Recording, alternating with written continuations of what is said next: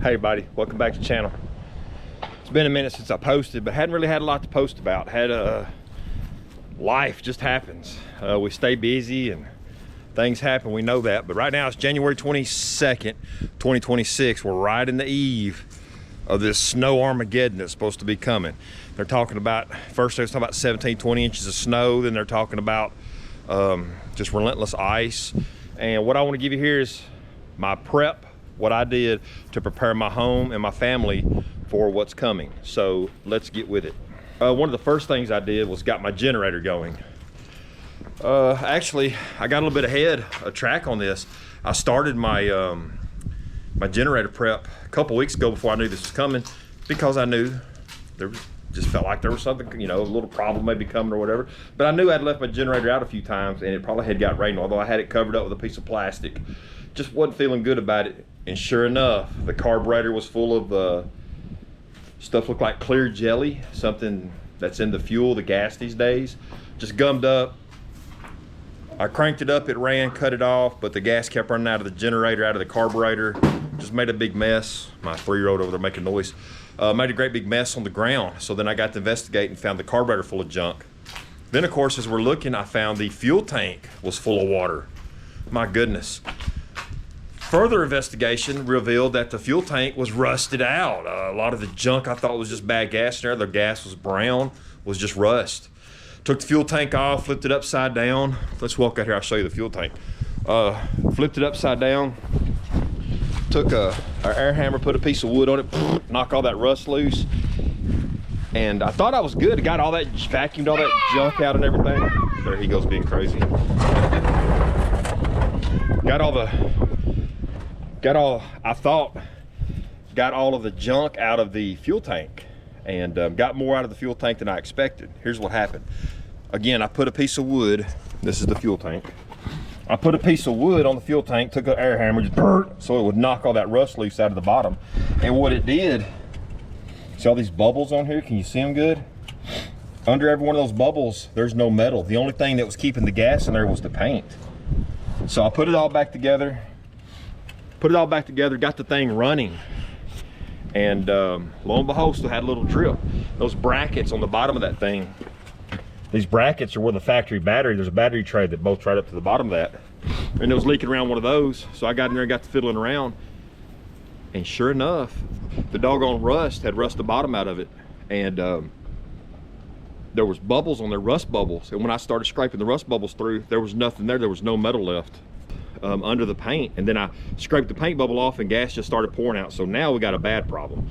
So at first I thought that maybe I could tack weld the rust up. Usually that don't work because the metal's so thin, but I'm pretty handy with a welder. Then I thought, well, maybe I get some of that coating that you put inside the fuel tank, sauce the fuel tank, makes it the inside of it white. But man, I got to looking, there's 20 or 30 holes in this thing. So here's what I did. Look online for the correct Generac XP8000E fuel tank, and it's $300 plus dollars, $320, $360. So I get on eBay, good old eBay, or was it Amazon? Got on Amazon, good old Amazon, and ordered me a universal fuel tank, 7-gallon capacity, got a vented cap, got a gauge, worked fine. Did it bolt up exactly? No. I had to make some brackets, just some angle over brackets, so it could catch the feet on there. Got that fixed up. Of course, the factory battery tray bolts up from the bottom. Of course, that's not on there. So what am we going to do there? Let me come back to that. I'm getting a little bit ahead of myself. Let me come back to that. The fuel outlet where the petcock goes was in a little bit of a different place. Not a big deal. Ordered the correct petcock, moved it over, extended the line, no problem. But the battery tray, everybody knows these lawnmower shape size batteries don't really work very well. They don't stay up. If you don't keep them on a slow charge, they'll run down. They'll never charge back up. They just don't last long. They have a very short lifespan. So here's what we're going to do. What do a lot of us use these days? Cordless hand tools, right? Milwaukee's, DeWalt's, whatever. What's the most universal one? By far, Milwaukee, right? Get on eBay. Well, let me tell you this Power Wheels thing, this thing right here, got leaves in it now. They haven't been driving it. But the battery was bad on it. It's a 12-volt battery. You see where I'm going. I had a fan. If you look some of my videos back, I had a Milwaukee fan that died. I took the mounting port, the boarding port where the battery goes, took the fan apart, couldn't fix it, kept the boarding port. I call it the boarding port, whatever you want to call it. The port there where the battery plugs in. Took it apart, took the wires off, and kept it. And sure enough, I was able to take it. Sure enough, I was able to take this Milwaukee docking port for the battery and rig it up in this Power Wheels docking port. And man, it worked great. It truly worked great. So I'm thinking to myself, I said, Self, what? Hey man, if this M18 Milwaukee battery will run a Power Wheels with a 5-amp battery, it'll run a Power Wheels longer than the big 12-volt battery it comes from the factory with. Why won't a Milwaukee M18 battery start a generator?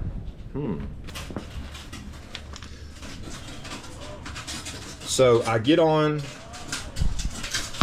eBay and I look for something better than this factory mount that I've got, and I found these things. Your Milwaukee battery just plugs on there, hardwired into my starter wires.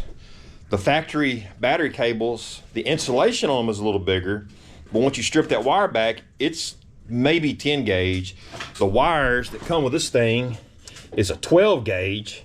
So I just can't see it up under there, but I butt splice those things in, hook it takes at least a 5-amp hour XC Milwaukee battery, plug that on there, hit the button. Now, is that 18-volt good for that 12-volt starter? No, of course it's not. But how long do you use the starter? If your carburetor's in good shape, you don't have a bunch of junk in your gas tank, it'll crank right up. Most of the time, dooga dooga dooga dooga, and it'll start right up. So that's what we did. I'm heading to the garage now to get a battery, the Milwaukee battery, XC50, 5-amp hour battery. Well, this 3-year-old so excited about the snow, he's got me running everywhere. Sorry, I'm back and forth, guys. Milwaukee XC battery, Milwaukee docking port, plug it in there, right? Just that easy. Now I've got the gas turned off, it's not gonna start, but I'll just show you turning over. Milwaukee battery in there, wired in, starter. I mean, starts like a champ, bro. So yeah, that works. Now, once it cranks, it hits off, cranks, turn the choke off, let it run. Just a few moments, I take the Milwaukee battery out because I'm not sure about the frequencies of the charging coils and all that in the generator versus what the Milwaukee M18 battery is friendly to. So once it cranks up, straightens out, just a couple of moments, not even 1 minute, just a few moments, I pull the Milwaukee battery out, works fine. So there's two things. We got a Milwaukee M18 battery on the Power Wheels that is normally 12 volt, and now we got a M18 battery on my generator. So that has nothing to do with the snow prep though. I'm getting there. Back to the snow prep, the important stuff. So we got the generator going, okay? Generator's running fine. I don't have to pull the rope. Got the fuel cut off and everything figured out. Got the Milwaukee battery rocking and rolling on there. Everything's great. So for snow prep, what I did, I know that fuel consumption for this thing is about 5 to 6 gallons in 12 hours. So I've got 5, 10, 15, 20 gallons of gas here. I've got 10 more out in the shed. I didn't want to put all my ducks in one place. So there's 20 gallons here, 10 gallons. Got 30 gallons plus the fuel tank is almost full. So there's 6 or 7 gallons in there. So all you math guys, do the math out there. I've got quite a bit of gas. So I should have pretty good capacity. Also, for staging, I have a 50-foot 12-3 extension cord. That's usually, keep that out of my shed. But I'll plug that into the primary and run that in through a window or a door and run that into the house, and I'll run a splitter off the end of that. Of course, what I'm gonna do, unless the snow is neck deep to a giraffe, I'll move the generator out behind the house where it's not as loud, where it's not so loud when it's running, just to knock down on the noise a little bit. And when I say I'm running a splitter, I'll run that 12-3 cord in to a heavy, really heavy duty 3-way splitter. And then I've got some smaller extension cords. I can run one over to the refrigerator. Maybe when we had tornadoes last year, I had the, excuse me, I had the refrigerator running, a 110 window mount air conditioner. I had the Wi-Fi, was it thing called a router going, and one television, and that generator run it fine. Had a Milwaukee tripod light. Again, I've got a video on my Milwaukee tripod light. Had that in the living room, up really high, pointed kind of at an angle, and on low. House was lit up, food kept cool, air conditioner running, everybody's doing good. So also I've got this thing, it's meant to plug in the wall. You can't run anything heavy off of it, but it'll run a couple of chargers, may run the TV and the Wi-Fi. Of course, just don't plug anything into the wall. So yeah, that's part of my prep. Also bought a new corn scoop as a snow shovel. These little 110 heaters work pretty good. I've got 2 more in the house that I use. This is a new collection of my tools.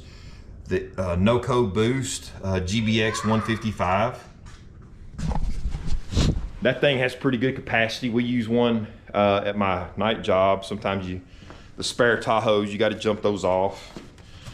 This is the box that come in. I don't know if it's got any valuable information on it for you, but they come with a nice carry bag and all that.